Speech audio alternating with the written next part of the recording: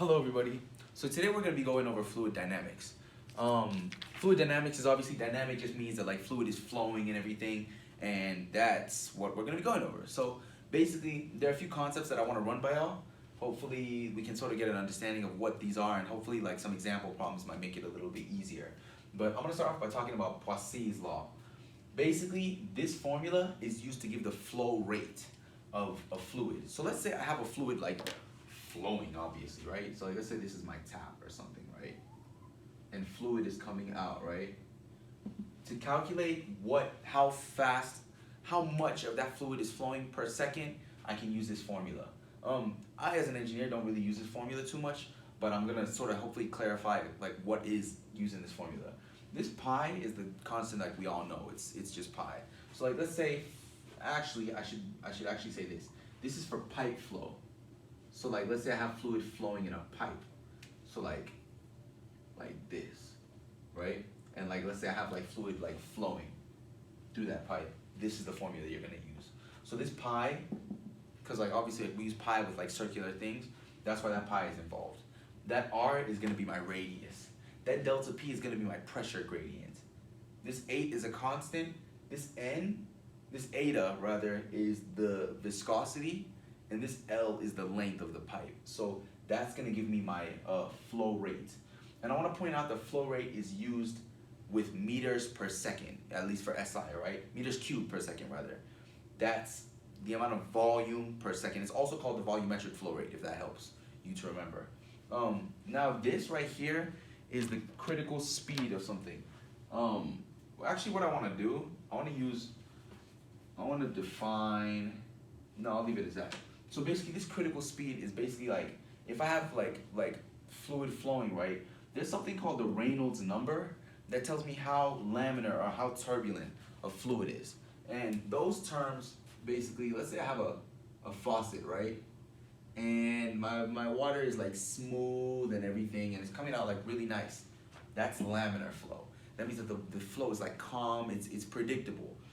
Turbulent flow, let's say I have another faucet, and like the water, like I've like turned my tap up to like the full amount, and it's not really predictable. It's sort of like the water starts turning like not really foamy but like white. That's like turbulent flow. So turbulent flow, we can't really predict what is going on. Hold on, I want to see what else. What other topics I want to give y'all. Let me just define like what viscosity is really quick. Viscosity is basically how thick a fluid is in a way. Basically, syrup, right? If you like put it in like a refrigerator or something, it becomes a lot harder to pull out, right? It's like thick, but like 2 C's, right? Like it gets a lot harder to like flow, right? But if I heat up that syrup, it becomes a lot easier like to like pour out, right? The viscosity has gone down when I heat it up, and it increases when it's like frozen. So that being said, I can say that viscosity is a function of temperature, right? Just keep that in mind. Okay, let's go ahead and talk about like streamlines.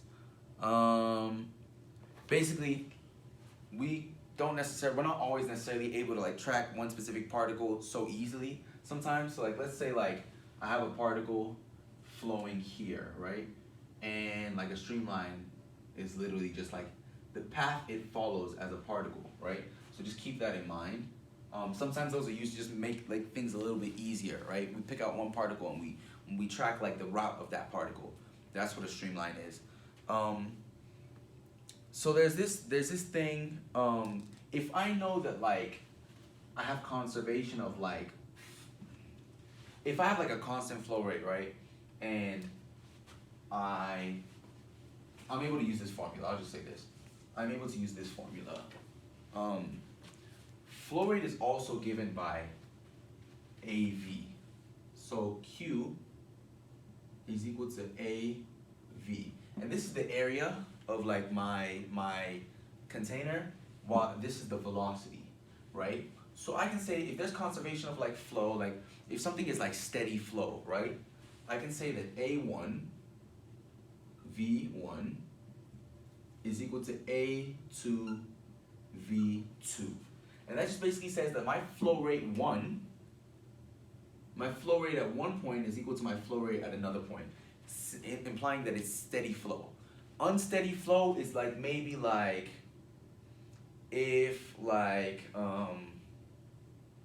maybe like you have like a water bottle, right, and you're pouring it out, the flow is reducing over time, right, because there's less water to pour out over time, right? So that's gonna eventually be unsteady flow. But like, let's say I had a pipe and I just kept pushing water through it, right? I would take there's this thing called a control volume, which is where I pick out a specific like maybe like area of the pipe and I just look at that pipe. And let's say that same amount of water is flowing.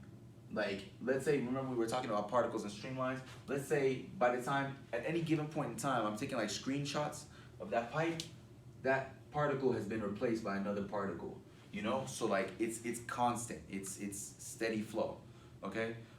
There's a really famous equation by this guy named Bernoulli, which is why they call it Bernoulli's equation. It's sort of like conservation of energy, right? So I'm just gonna write this in red. Some terms are gonna look pretty familiar. So it's basically P1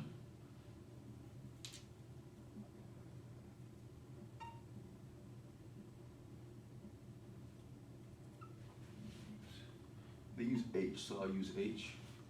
P2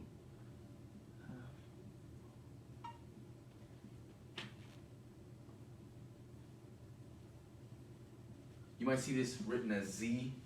Z just means the change in height. But basically, I'm sure terms like this, those two like look pretty familiar, right? This sort of looks like our kinetic energy and our potential energy, right? You can sort of use that to try and remember the equation.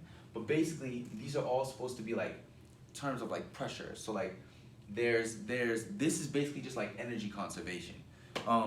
This term right here is called the dynamic pressure.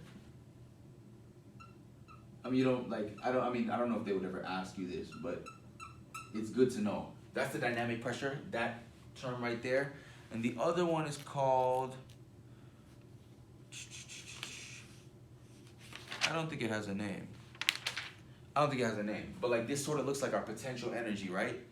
Same type of thing. So like you can use this to sort of like, so long as things are like maybe like steady flow, right? Because you can see like sort of like pressure change and everything. Like that's how we can like, and we can manipulate this by maybe like dividing by density, so that becomes, it just depends on the problem. But you can use this to also like keep track of like the energy, or the pressure loss and things like that. Let me see.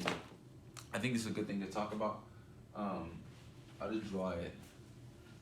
So there's something called the Venturi Effect. I'm not really going to talk about that, but I'm just going to draw like a little thing. So let's say I have steady flow through a pipe or a container like this, right?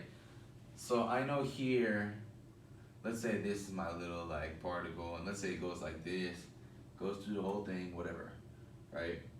Whatever, it ends up like that. I want to point out that like, let's say we have steady flow. If I have A1, V1 here, and let's say this is the point I'm looking at A2, V2, right? And I'm just gonna say A3, V3, right? Here I have a bigger area, right? Which means that like, as compared to here, there's a much smaller area. If I want to keep the same flow, the velocity here has to be probably smaller than the velocity here, right? To keep that same flow going, that V2 has to be higher than my V1 to keep that velocity steady state. So there's let me see, there might be questions where they ask you like, maybe like they'll give you the A1 and V1, maybe they'll give you the A2, they ask you for the V2. It's just algebra at that point in time, right? Same thing with A3, V3. So I'm gonna go ahead and stop it there. Hopefully we'll be able to do some example problems, but I hope this helps. If you didn't understand anything, please go ahead and comment in the comment section. Please don't forget to like and subscribe, and let's keep learning, okay? Thank you.